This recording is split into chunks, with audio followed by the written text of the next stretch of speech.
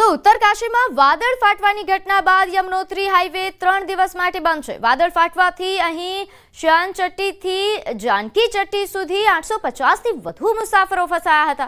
અત્યાર સુધી 400થી વધુ યાત્રાળુઓને પગપાળા બચાવ્યા। ભારે વરસાદ અને ભૂસ્ખલનના કારણે નુકસાન પામેલા યમનોત્રી રાષ્ટ્રીય ધોરીમાર્ગને પુનઃસ્થાપિત કરવા માટે યુદ્ધના ધોરણે કામ ચાલી રહ્યું છે। સિલાઈ બંધ નજીક ધોવાઈ ગયેલ રસ્તાનું સમારકામ પણ કરવામાં આવી રહ્યું છે।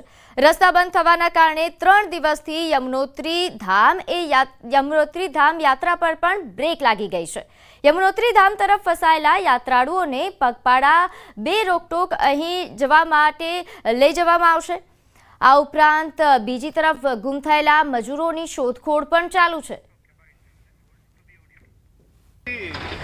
ये तो आप देख ही रहे हैं कि पूरा कार्य युद्ध स्तर पे चल रहा है और 50% जो हमारे यात्री श्यानचट्टी खरसाली जानकी चट्टी फंसे हुए थे 50% से ज़्यादा हम लोग आज रेस्क्यू करवा चुके हैं और कल तीर्थयात्री वहाँ से लगभग धामों से आ जाएंगे। वॉश आउट एरिया हुआ था 3 जगह यहाँ पे, उसको रिकवर कर लिया है, रिस्टोर कर लिया है।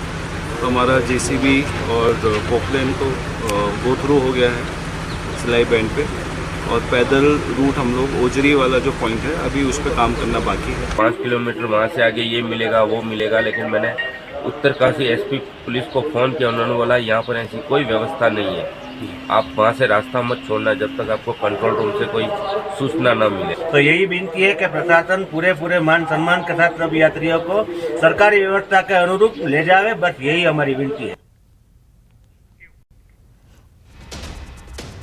तो हिमाचल प्रदेशना मंडीमां भूस्खलन निर्माणाधीन टनलना गटर पर અહીં ભૂસ્ખલનની ઘટના કેમેરામાં કેદ થઈ।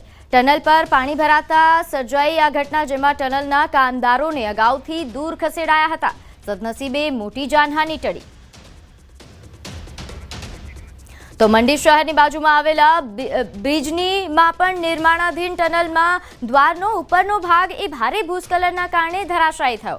સદનસીબે કંપની મેનેજમેન્ટે આગળથી જોખમની આશંકા રાખીને કામ બંધ કરાવી દીધું હતું, જેના કારણે કોઈપણ પ્રકારની જાનહાનિ સર્જાઈ નથી। ભૂસ્ખલનના કારણે અહીં કેટલોક કાટમાળ એ હાઈવે પર પડ્યો, જેના લીધે પઠાણકોટ અને મંડી નેશનલ હાઈવે થોડા સમય માટે ટ્રાફિક માટે બંધ રહ્યો।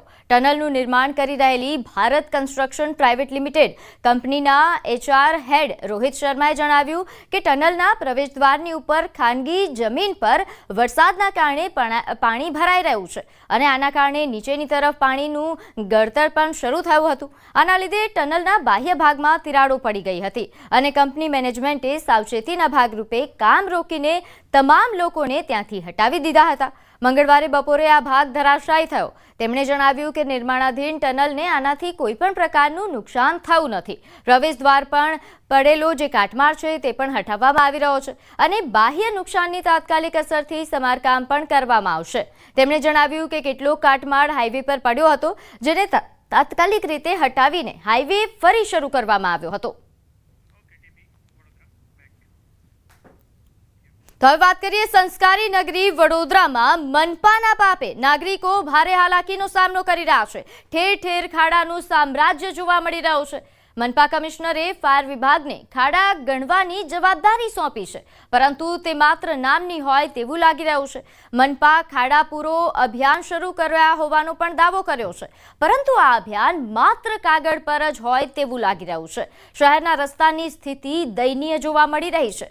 વિહાર સિનેમાથી ગાજરાવાડી તરફ જતો માર્ગ ખાડાઓથી ભરેલો છે। લોકો વાહન ચલાવવામાં પણ ડરનો સામનો કરી રહ્યા છે।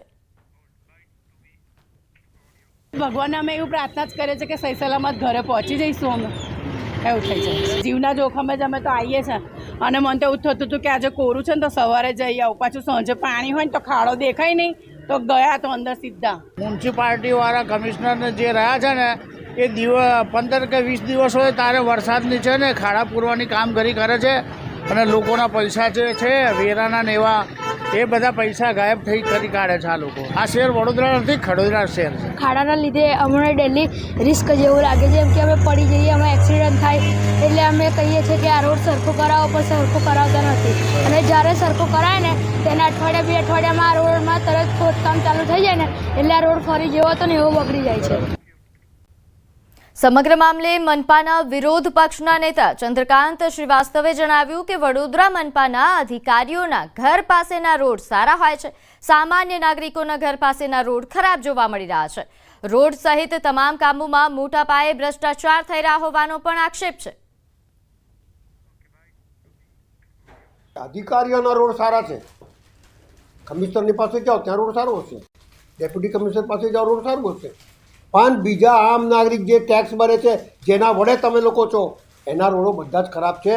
જરા આ વડોદરા શહેરના નગરજનો ઉપર રહેમ કરો અને સારા ખાડા પૂરો ને રોડ બનાવો. 1500ની આસપાસ ખાડાઓ થયા છે, જેને hot mix material, cold mix material અને વેટ મિક્સ કરોડા છારું જેવા મટીરિયલથી પૂરવામાં આવેલા છે.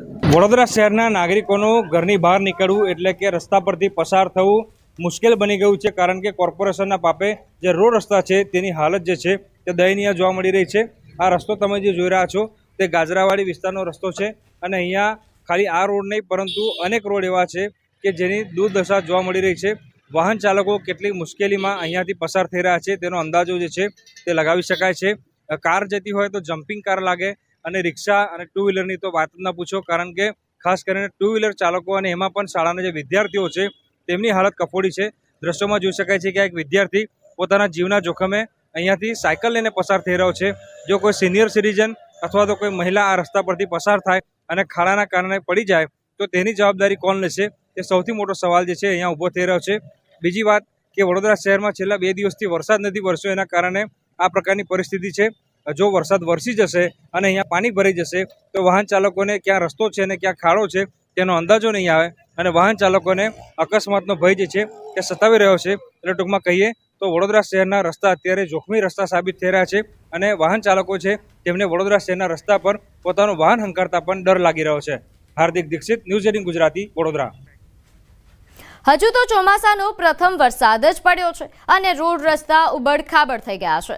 રસ્તાઓમાં 2-2 ફૂટ ઊંડા ખાડા પડી ગયા છે. વળી આ ખાડાઓમાં પાણી ભરાયેલા છે, જેથી લોકોને ખાડા હોવાની જાણ પણ રહેતી નથી અને ત્યાંથી પસાર થતા અકસ્માત થવાનો ભય સતાવે છે. હિંમતનગર શહેરના GIDC થી લઈને સહકારી જીન સુધીના સર્વિસ રોડ હાલ બિસ્માર બની ચૂક્યો છે. હિંમતનગર શહેરના મોતીપુરા અને સહકારી જીન 4 રસ્તા ખાતે 2 ઓવરબ્રિજનું નિર્માણ કાર્ય ચાલુ છે. જો કે ઓવરબ્રિજની બાજુમાં આપવામાં આવેલા સર્વિસ રોડની સ્થિતિ દયનીય બની છે.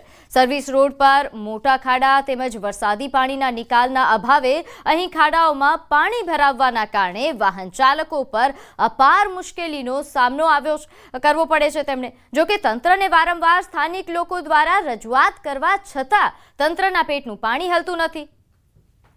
મોટા મોટા ખાડા 2-2 ફૂટના ખાડા છે, જેથી કરીને 2 વ્હીલ તથા મોપેડ જેવા સાધન જઈ શકતા નથી, કારણ કે પાણી ભરાયું છે. પાણીની અંદર ખાડા છે, જે ખાડો કેવડો છે એ અંદાજ જ નહીં આવતો વાહન ચાલકોને, એના હિસાબે જઈ શકાતું નથી. અને આ વરસાદ પહેલો જ વરસાદ છે તો એ આવી કન્ડિશન છે, જેથી કરીને તાત્કાલિક ધોરણે આ રોડનું સમારકામ થાય. ખાડો પડી રહ્યા છે પાણી, આ જે પુલ બનાવ્યો છે સરકારી, ડાયરેક્ટ અમદાવાદ વાળા જ ડાયરેક્ટ નીકળી ગયા છે, બરોબર.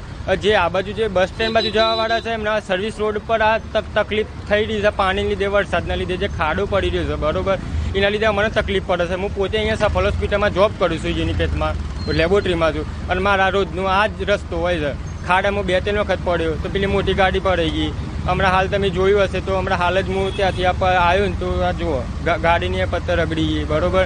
તો આનું એમ કે કોઈક નિવારણ કરે સરકાર. સાબરકાંઠા જિલ્લામાંથી પસાર થતા નેશનલ હાઈવેની પરિસ્થિતિ હાલ તો વિકટ બની છે. ખાસ કરીને તમે દ્રશ્યોમાં જોઈ શકો છો તે પ્રમાણે જે હાઈવે છે તે હાઈવે ઉપર જે નવીન બ્રિજ છે તે નવીન બ્રિજ તો બનાવી દીધો, પરંતુ જે બાજુમાં સર્વિસો છે સર્વિસ રોડ બિસ્માર હાલતમાં જોવા મળી રહ્યા છે. સામાન્ય જ વરસાદના કારણે જે આ સર્વિસ રોડ બિસ્માર બની જતા વાહન ચાલકો ક્યાંક ને ક્યાંક સમસ્યાનો સામનો કરી રહ્યા છે.